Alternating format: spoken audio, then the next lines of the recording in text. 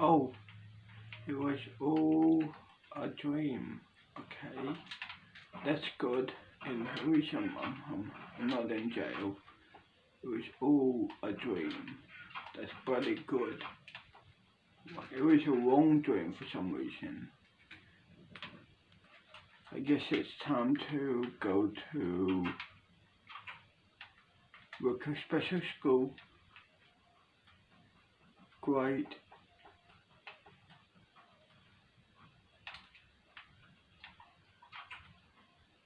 But this wasn't a dream. My parents kicked me out. Okay, so that wasn't a dream. This house wasn't a dream. The yacht wasn't a dream too. Okay. I guess let's head to special school. Here we are.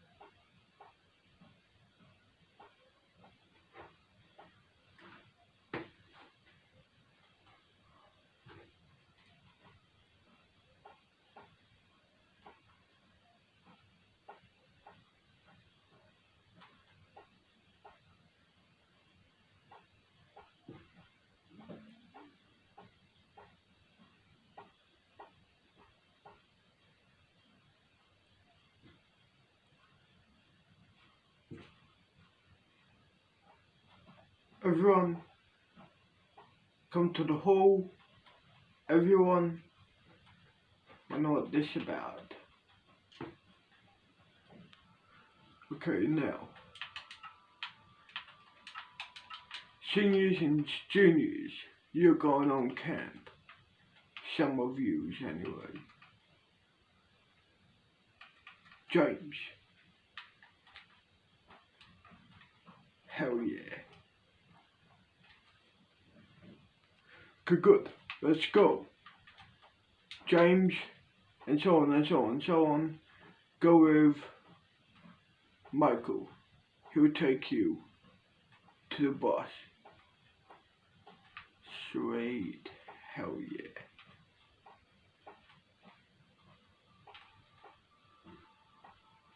I wonder where Jade is. Like, I wonder where Jade is. Hopefully she's gone on the campus excursion. Like, hopefully Jade is going on campus excursion. Hopefully, dude.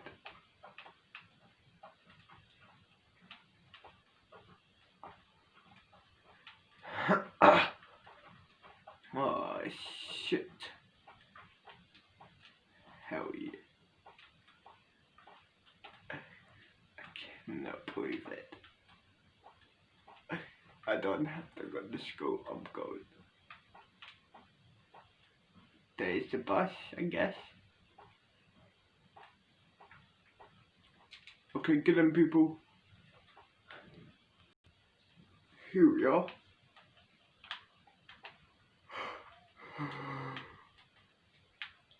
Oh, cool.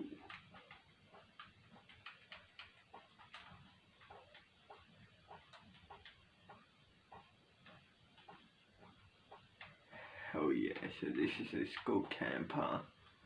Nice. Beach. Oh.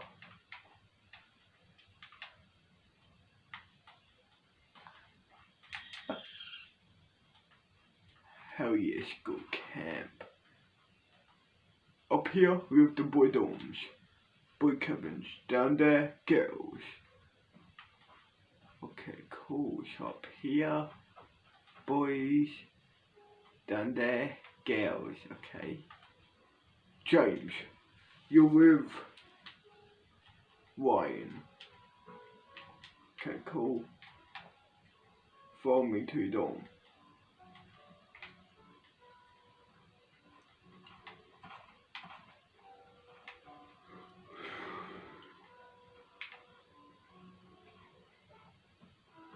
No, that's not your dorm. Give me a second. What about this one?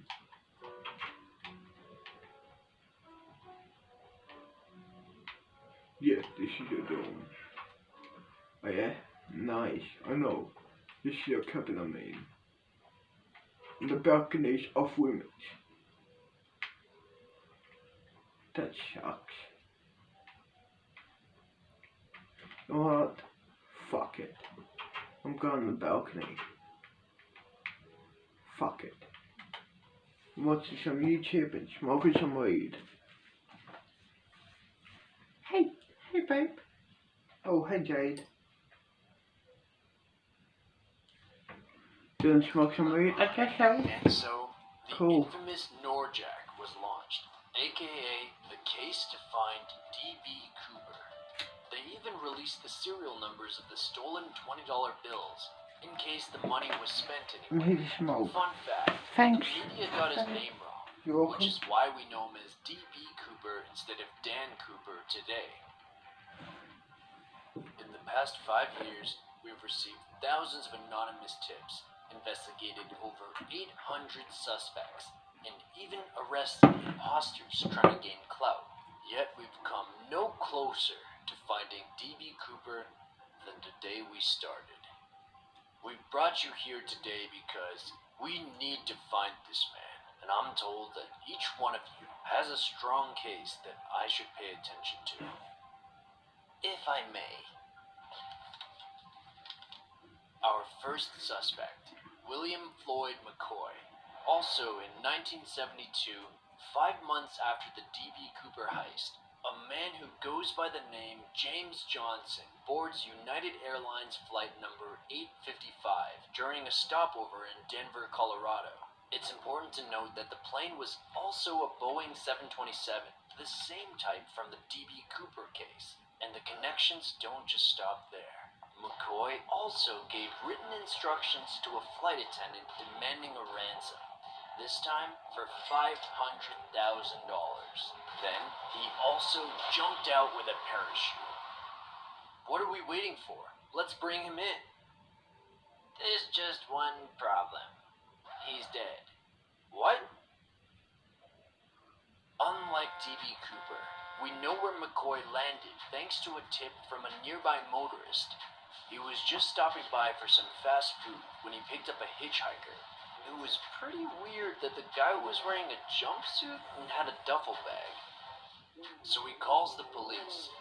When Bernie shows up at the scene to arrest him, he looks inside the bag and finds $499,970. Problem is, McCoy wasn't really interested in going away for 45 years, so he tried to pull a fast one, and let's just say it didn't end well for him.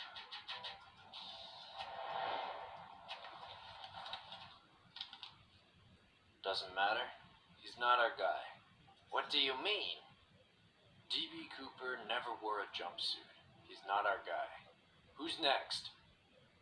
I'll tell you who D.B. Cooper is. He's my husband, that's who. That's Joe Weber, talking about her husband, Dwayne Weber, our second suspect. He'd been fighting with a rare kidney disease and his time was running out.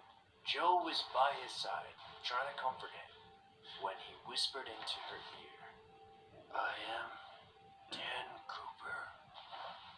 At first, Joe was confused, but then she started to remember strange little things about her husband's recent behavior. On the night of the D.B. Cooper heist, Jo remembers her husband coming home with a serious knee injury. What happened? I jumped out of a plane. She thought he was joking, like most wives would.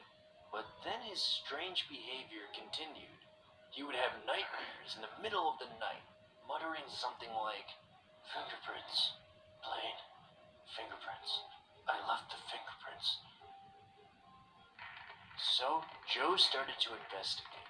When she learned about the D.B. Cooper case, she looked through Dwayne's things. That's when she found a one-way ticket to Northwest Airlines. He does roughly match our description, and I do believe your story has some credibility, but he's not our guy. How can you say that? There's no evidence he knew anything about the airline business, or had the specific set of skills required to pull off this heist. Sorry, Jo. Larry, you got anything? Isn't it obvious? D.B. Cooper is dead. Can you elaborate? The FBI had assumed D.B. Cooper was an experienced paratrooper, but according to Larry, this was not the case. After he demanded 4 parachutes, he took the 2 that were not fully functional. One was a training chute, which couldn't open at all, and the other was a military chute, which isn't steerable. On top of that, he jumped in the middle of the night with no visibility Put some during a smoke and storm then have some fun into a times done. wooded area. Nobody could have survived that. I agree that it's unlikely anybody could have survived the jump. But since neither D.B. Cooper's body or parachute were recovered, we have to assume he's still out there. I thank you 3 for coming, but for now, this case will remain open.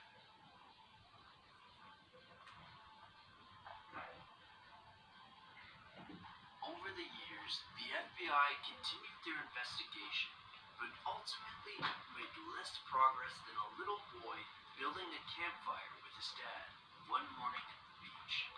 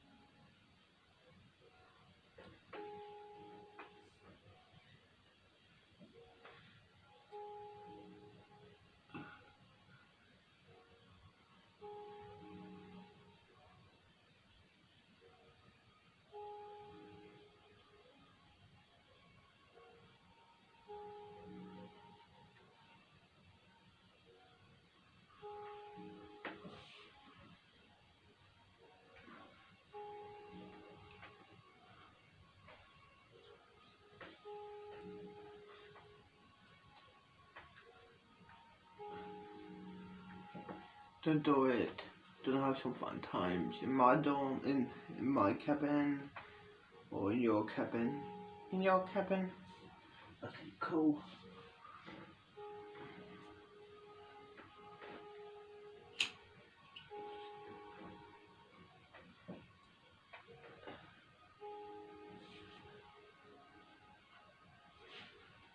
don't pull out when I, or not stay in, we're good.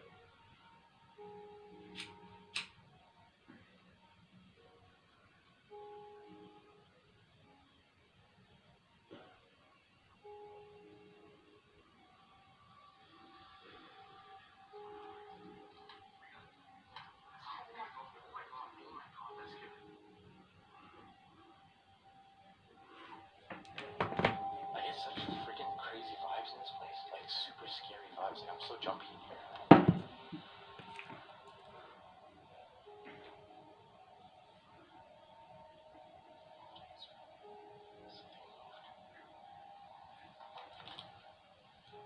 No, don't make you. I'm Mo Sargent. Hey, that's how we do it. I travel the world to seek out haunted and abandoned places to document the unknown for your entertainment needs. I'm done too. Let's pause it. There we are.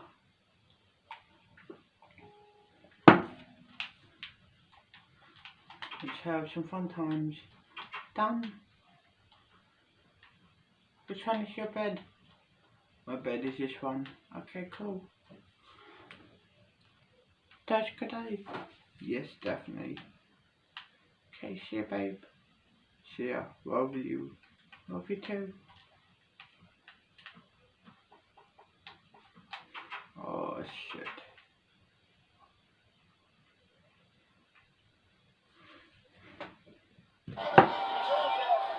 It's home to 4,000 of the country's worst criminals. From drug traffickers to murderers. Fatal riots have earned Takambu a reputation for brutality and bloodshed. A él lo mataron acá anda con buenos motín. A él le cortaron la cabeza. It's so underfunded, inmates must hustle for every dollar. This is disgusting, man. What are you looking for? Comida para vender. And only the strongest survive. Can you imagine this penetrating your skin? Sí, la vida está como. My name is Raphael Rowe, and I'll be spending a week locked up in this South American prison to see what life is like when every day is a fight for survival. I've never seen anything like it in any prison anywhere in the world. It's not my first time behind bars. I was convicted in the UK of a murder I didn't commit and sentenced to life with no parole. It took me 12 long years to clear my name. Now I'm travelling the world to find out what life is really like inside some of the world's toughest prisons.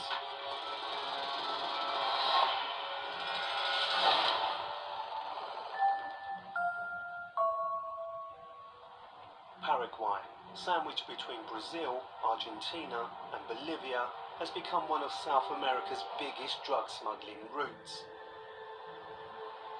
Here in the barrios of the capital, Asunción, rival gangs are locked in a bloody battle for control of this lucrative trade. Police fight an ongoing battle to stem the flow of drugs and violence. But with poverty rife, the locals have little choice but to choose sides. Many of those arrested will end up here. Takambu Penitentiary, in the heart of the slums. I'm going to spend a week inside Takumbu. It's connected with gang violence and faction rivalry. So much so that in the last couple of weeks there have been riots. So I'm quite nervous about going in there because it's the most dangerous place in this country. Massively overcrowded and drastically underfunded, Takambu is home to some of the country's most violent criminals. Just a fortnight ago, 2 inmates were murdered in a riot caused by a feud between warring gangs.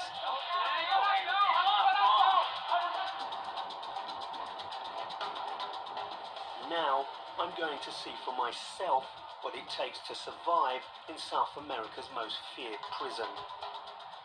There are 35 prison guards to 4,000 prisoners in the prison that I'm heading to. And that bothers me, that worries me.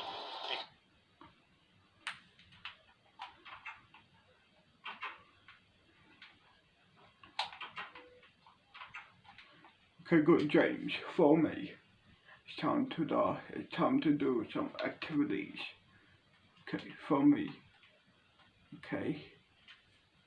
Well, the activities is down this way. Here we are.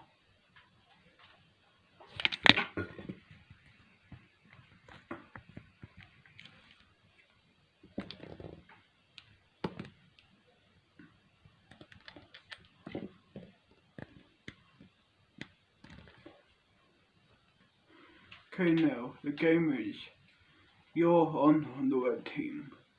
The game is to take the other one. You don't want me to take the other flag. Okay, ready?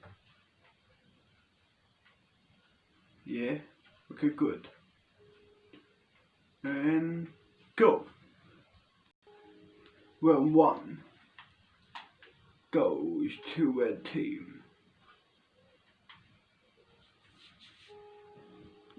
Round 2 goes to blue team. God damn it. Now, the final round. Round 3, go! The last round goes to red team. Nice. Okay, that's all. Break time. Cool. Guess let's go head back to the camp. And yeah.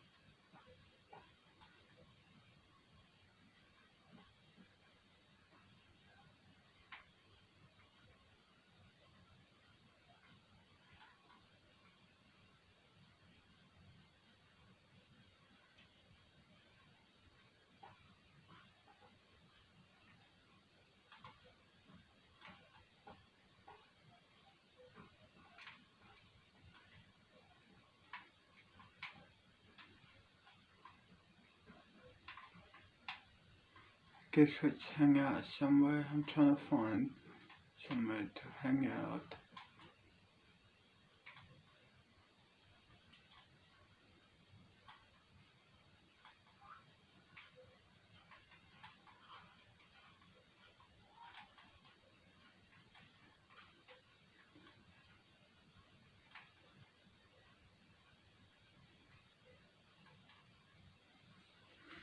Hey, you watch up. Don't go out for a joint and smoke. I guess so. Cool, let's do this. Let's go to the basketball court. Okay, cool. Let's go. Done. Here we are. Nice. Basketball court. There's two. I know what, two basketball courts.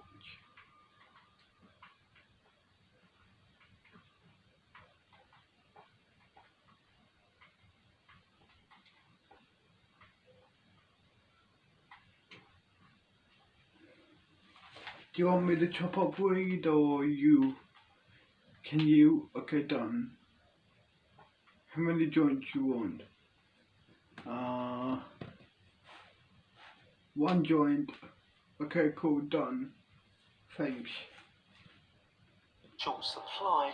I'm keen to know why the director is Holy investing shit, so much you got in a the phone? Panthers' comeback. Yeah, boy. You know where phones are. So fucking what? Like, my mum made a deal with the principal. No matter fucking what, I cannot get expelled from this school. So, you know, I'm gonna do whatever I want, whenever I want.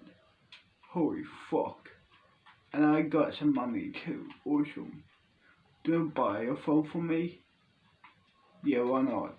Come with me. Okay, cool.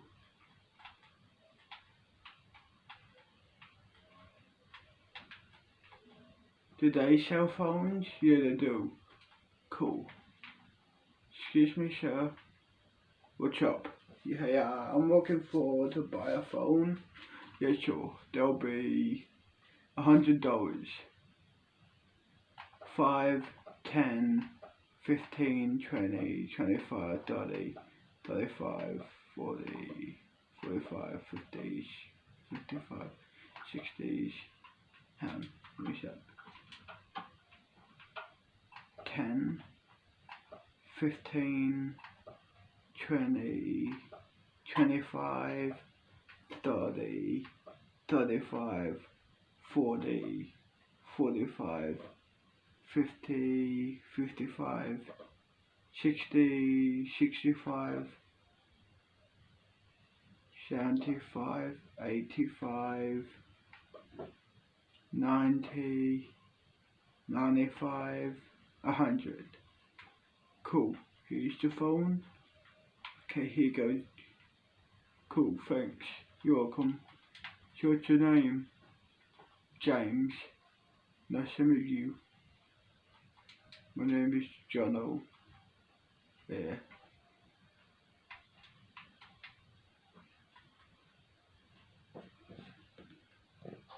Your involvement in the Panteras. Where? He was chanting. My heart was pounding ridiculously fast at this point, and I was thinking about what the hell to do. I looked for any signs of other people, but it seemed to be just us, some closed stores and hotels with completely empty parking lots. I sped through red lights, knowing that I would just have to bike long enough to lose him.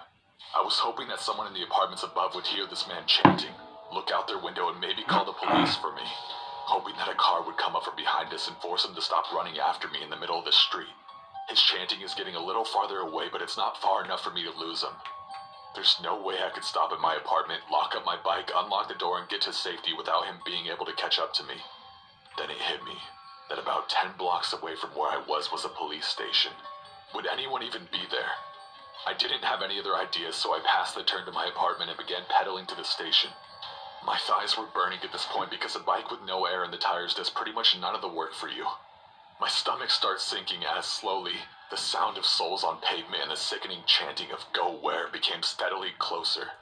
I realize I'm slowing down even though my blood is pure adrenaline. I felt like crying. "To the police station!" I screamed back at him in hysterics as I continued to push forward. To my absolute surprise, the night goes silent. Not even the sound of his feet chasing after me, just my empty tires scraping on the pavement. I pedal. I wasn't going to give him the opportunity. Done. See ya. Shubo. Guess I have to head back to camp because it's not time. And yeah, go to bed.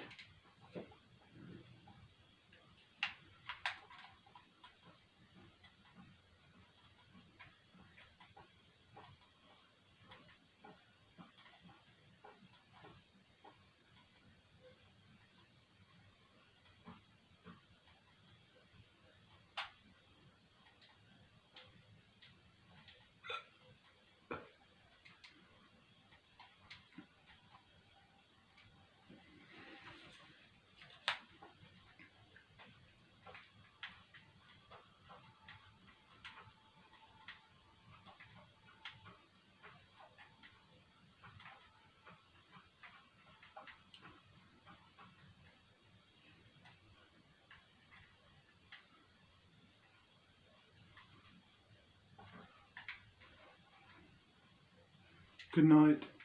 Good night, Bo.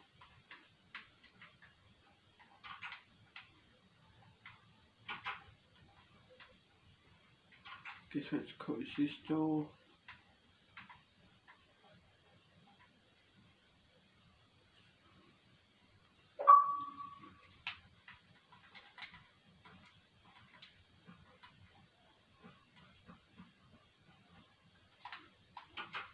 Hey. Oh hey. Let's go to basketball court. Okay, done.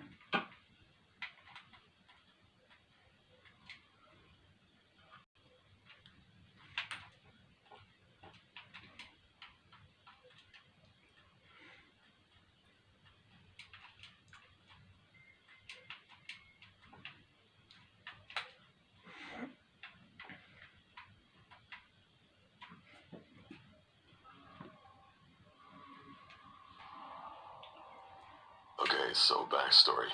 I go to a high school with about 500 people. This happened during my sophomore year, and I'm a junior now.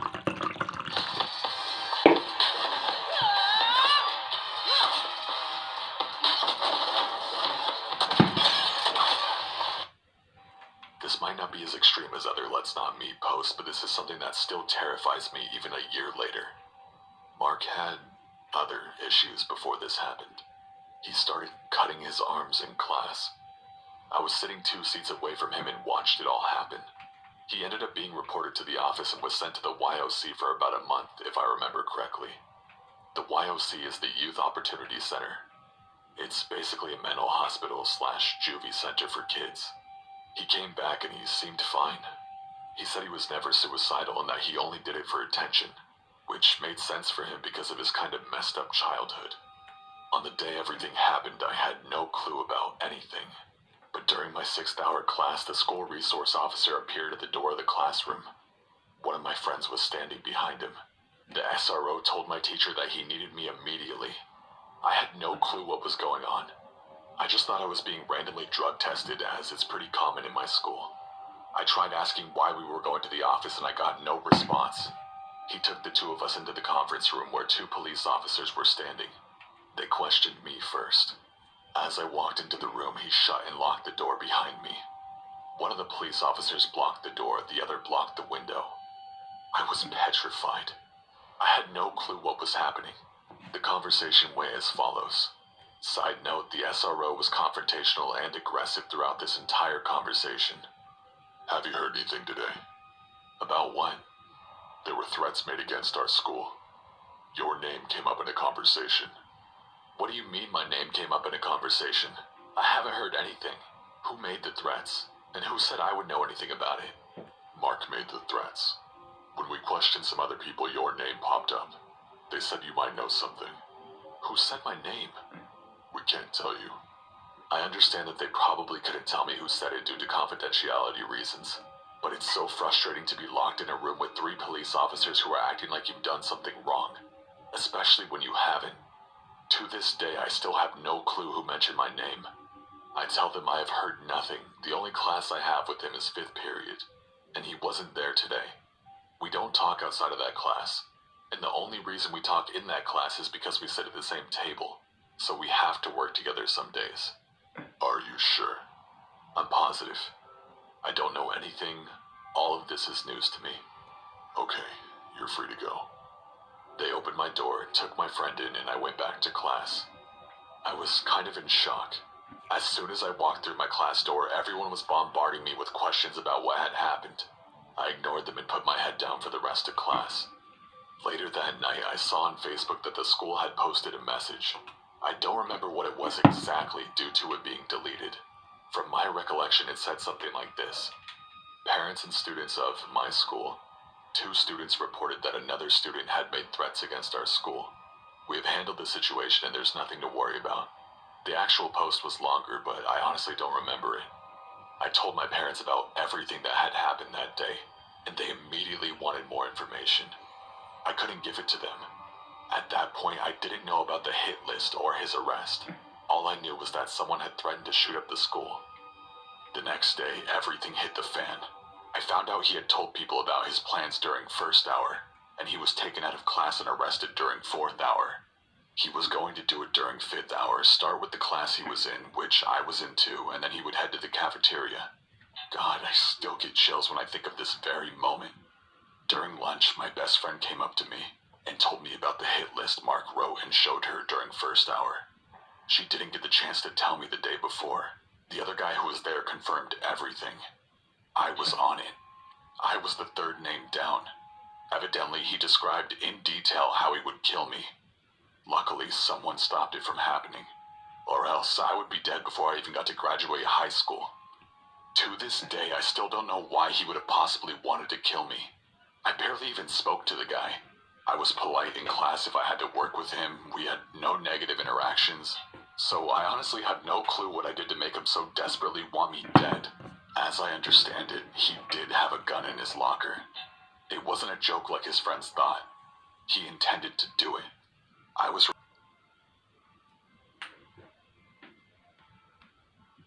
But I was also out of mind with horror at the thought of someone plotting my death. About 2 weeks later, my dad and I go into the Dollar General in our town. Keep in mind, my dad has no to run out of the store, but I stuck. I guess let's head to the cabin and yeah, you know, see you tomorrow, bro. Okay, Dan, see ya. See ya.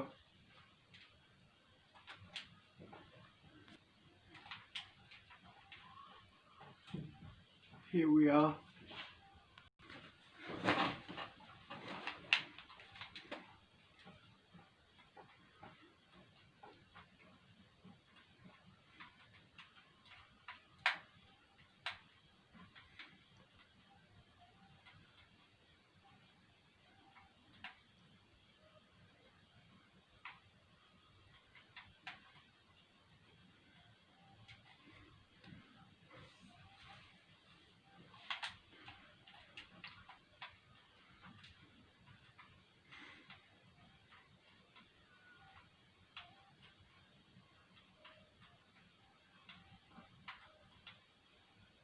See ya. See ya. Good night. Good night.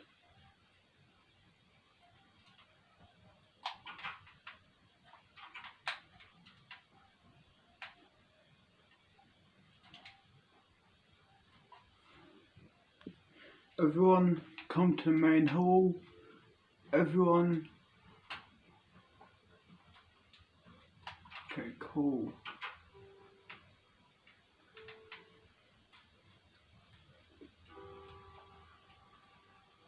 Where's the main hall?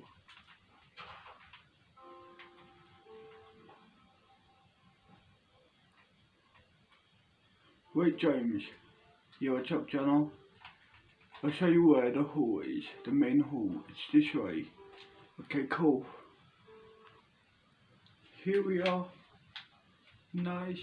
Okay, good, everyone's here. Now, we're going on an excursion to a water park. Have you got money, everyone? Yeah. Okay, good, let's do this. Let's take a bus and then, go to excursion. Oh, hell yeah. Water park. Go have a walk around, kids. Nice,